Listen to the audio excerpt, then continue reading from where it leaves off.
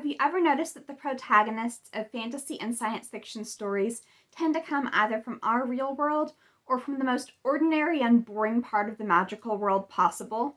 J.R.R. Tolkien, the author of The Lord of the Rings and The Hobbit, tended to use hobbits from the Shire as his protagonists. The Star Wars movies love following the stories of orphans from backwater desert planets.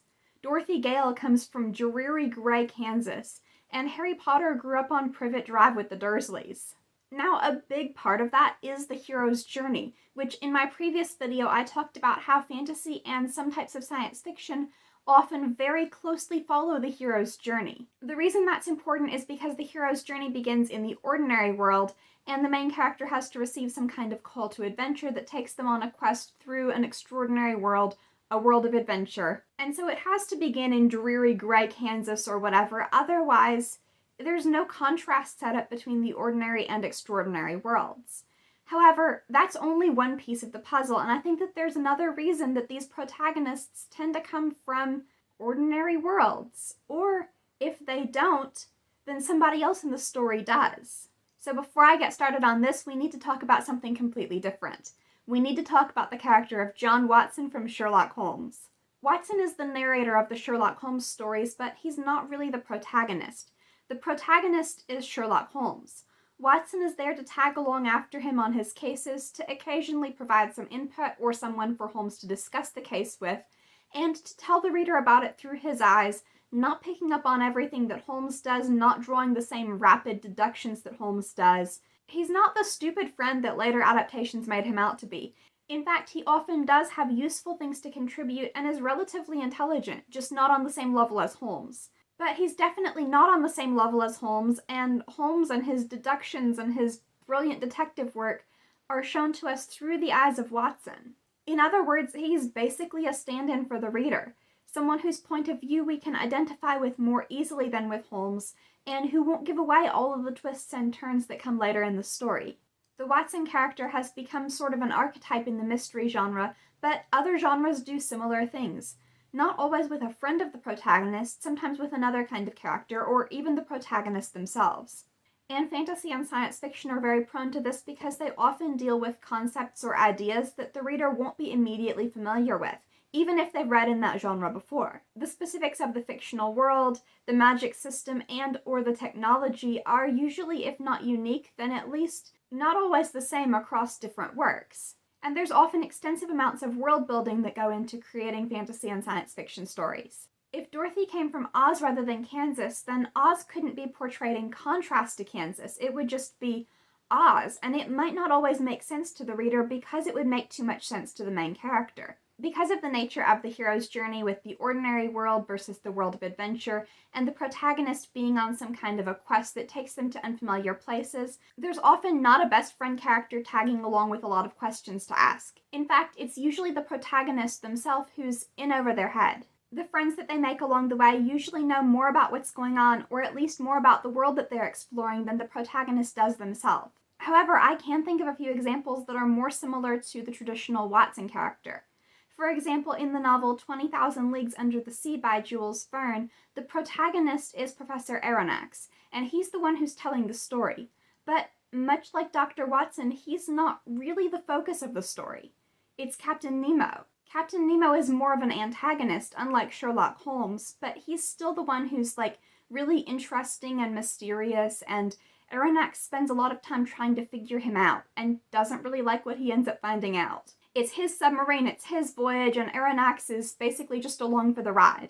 The character of Jacob Kowalski from Fantastic Beasts and Where to Find Them is another great example of a Watson character in a fantasy work. A very traditional Watson character. He becomes friends with the very unusual protagonist of the story, and he follows along after him as he does kind of amazing things. And while he does have a role to play of his own, one of the most significant things that he does, particularly in the first movie, is to provide a Muggle's perspective on the magical world. To give characters a chance to explain things that might not make sense to the audience, particularly if they haven't read the Harry Potter books or seen the movies. The British TV show Doctor Who also does something very similar with kind of a rotating cast of Watson characters. Humans from contemporary Earth, usually the UK, who end up tagging along on the adventures of this time-traveling alien. On the other hand, another famous science fiction TV show does basically the opposite. In pretty much every Star Trek show, there's either a character who's not human, or who's not a member of Starfleet, or both, who provides a completely different perspective than the rest of the cast. Now, that perspective is usually further removed from ours. Characters like Spock, Data, or Seven of Nine are very different from the modern-day human, even more so than Starfleet officers. But as the show questions what does it even mean to be human and what does humanity look like in the 23rd century, those are the characters that usually get that explained to them. So in that way, they fulfill a very similar purpose to Watson, but like Watson who's even more different from the audience than Holmes is. Not all fantasy and science fiction works include a character like this. Like, for example, most of the Star Wars movies follow an orphan from a desert planet who gets swept up in these big adventures and is just like totally in uncharted territory.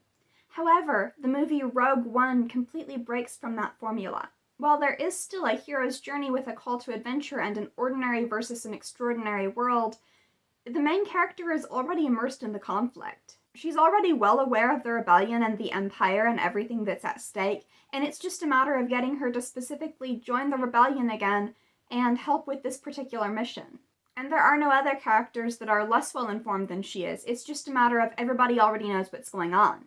Which only really works, I think, because that is one installment in a large franchise that has a lot of fans who have already seen other movies and therefore know what's going on. Another fantasy work that doesn't really have anything resembling a Watson character or an outsider protagonist is Six of Crows by Leigh Bardugo. Now, her first series, Shadow and Bone, has a protagonist who's an outsider to the magic system, although not to the fantasy world as a whole. But Six of Crows, which is a spin-off series of that, doesn't really have any characters that aren't already immersed in the fantasy world and don't already know a whole lot more about their world and what's going on in their specific situation than what the reader knows. In fact, all 6 of the point of view characters are pretty much defined by what they know that the reader and the other characters don't. Their backgrounds and backstories, their skills, their secrets, and most of that is not revealed until well into the first book or even the second one, and it's a duology. I feel like it would be very difficult to do a first novel in a fantasy world without some kind of an outsider's point of view, whether it's a protagonist who's thrust into an unfamiliar world, or whether it's a Watson character who's kind of along for the ride, watching and asking questions. There's just so much to explain to the reader that if the main character already knows it, it would be very, very confusing. Anyway, I hope that you enjoyed this and found it to be useful. If you liked it and you want to see more from me, be sure to subscribe. I post new videos twice a week on Mondays and Thursdays.